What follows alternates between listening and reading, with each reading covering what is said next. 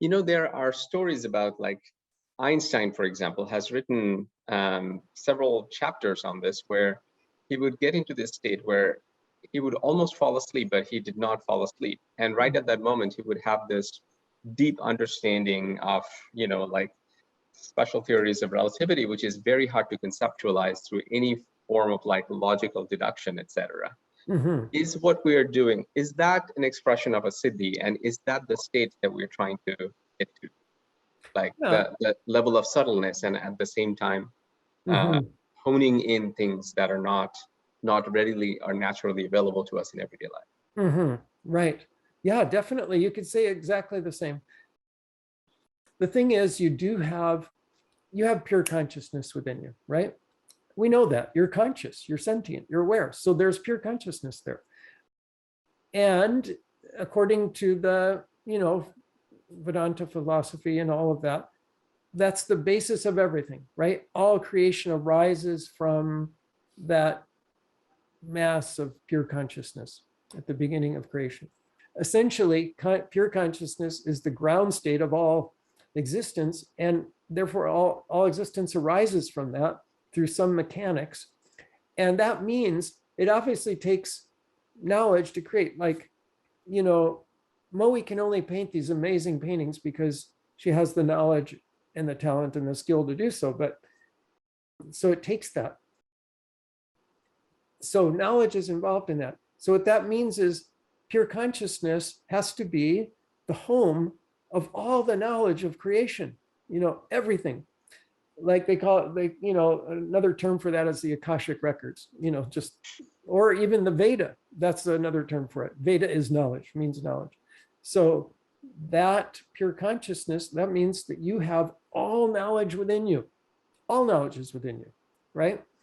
And so however you access it, Einstein, he could think about a problem. He was working on problems and working on things, and then he'd dip into that deep, silent stillness of inner, consciousness. He probably had a lot of pure consciousness, such a genius. He must have a lot of that developed. And so then that inner state where all knowledge resides brings him the answer. It just manifests the answer because he's basically tickling pure consciousness with a question. And there's all knowledge, and you ask it a question, it comes up with the answer. And so that's what would happen. Yeah, there's another beautiful example of Srinivasan something or other. You read, you've seen the movie, The Man Who Knew Infinity. Ramanujan. Yeah. What's his last name? Srinivasa Ramanujan. Yeah, right. Okay. So you might think, this guy, if you don't know the story, this guy was a Indian who was raised in the ghettos in India. He did not have any really formal higher education in mathematics to speak of. And he was pretty much self-taught, autodidactic. And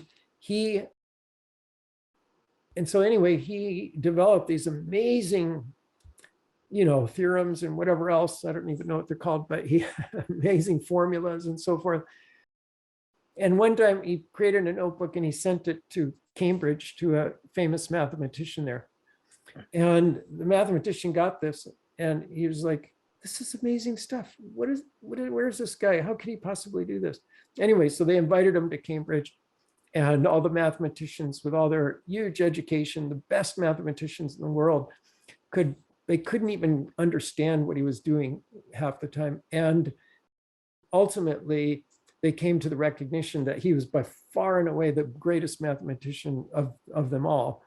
And yet he was this guy who just was completely self-taught. So how is that possible? How is that possible? It's only possible because he has all knowledge within him.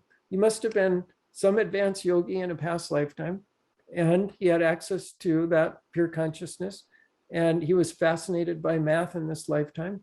And so it just started to pour out of him, all this amazing mathematical stuff. And it turns out, of course, there's his mathematical formulas and so forth are credited with having predicted the existence of like black holes and everything. They have their application, and for decades after his life ended, they were still discovering the profundity of his work, but self-taught. So it all came from within. So anyway, that's how things happen. And they call it in a spiritual realm, like when it comes to spiritual knowledge, what is that? That's the quote, inner guru, right? The inner guru is your higher self. It's not some guy inside of you, it's the higher self. And it's got all knowledge. And so there you have access to all of that. It all depends on the clarity. And then particularly, like if you exercise at that level, that's what we're doing. We're in the cities, we're exercising at that level, basically. So guys like Srinivasan Ramanujan, whatever, he was exercising his intelligence at that fine level. He wrote on the ground all these formulas. He was just passionate about it. He kept exercising that fine intelligence as it was emerging from his consciousness. And that's what we're doing so that we can start to access all that's there. And in doing so, our consciousness blossoms and our whole, physiology and everything gets nurtured by that. So it's all about that fineness and action at that level, which requires a kind of mindfulness at that level. So when you're doing the sutra or the samyama, if you just do it like a mechanical thing, it won't give the result at all. It's that mindfulness. And that's where also that little sipping, it brings mindfulness to this subtle level. So that's something. Okay. I think it's, sorry. I just have a quick question. So, so let's say we are doing samyama on an object, navel or sun or moon. My understanding is what, so it's samyama, as I understand, it's deeper than just thinking or, concentrating. The difference comes because we are already at a subtle level. Is that correct understanding? The difference comes between, yeah, right. We have to be at that subtle level. Yeah, you have to have some access to the subtle level. Exactly. And that's why you would not teach samyama to a beginning meditator. It wouldn't make any sense whatsoever. But at the end, we are still thinking about it, right? I mean, is that? Well, it's more of a very delicate level of attention, feeling, it's not that you're pondering it, you're not pondering it, you're not thinking about it in a rational way. You're beneath that level of mind that would think about it. It's a very delicate, kind of just attention, a flow of attention. So samyama, again, consists of dharana, fixity, dhyan, which is a flow of that fixity, right? So within that fixity, there's a flow, and that's dhyan. And then samadhi is pure consciousness. So when you have all three, then you start to get these results when you do samyama on a particular object of samyama. Okay. So that's it. So it is all at a subtle level. So it's all about subtlety. It's all about subtlety. You can't do it from the surface of the mind. It has to be really deep. And that's why Einstein would have his revelations when he was almost falling asleep, because he was going into that state between sleep and waking. That junction point is pure consciousness. Pure consciousness is the background of all our states of consciousness. That's the self, right? And so sleep, flows into, or waking flows into sleep, it flows into dreaming. And at each junction point of consciousness, there's kind of this point where it's neither waking nor sleeping. What's that?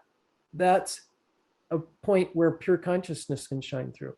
And so that's where Einstein would have his revelation, right at that point, that junction point. He wasn't the only one. Salvador Dali also did the same thing. He would, and Thomas Edison used to do that. Thomas Edison actually systematized it. He would hold on to an object and take a nap sitting up. And when his hand relaxed so much that he would drop the object, then it would wake him up and he would write down quickly whatever he could remember of what was in his mind right at that point. You know, he was trying to capture that junction point, the insights that would come at that junction point between waking and sleep, which was kind of a brilliant thing. That may have been his best invention.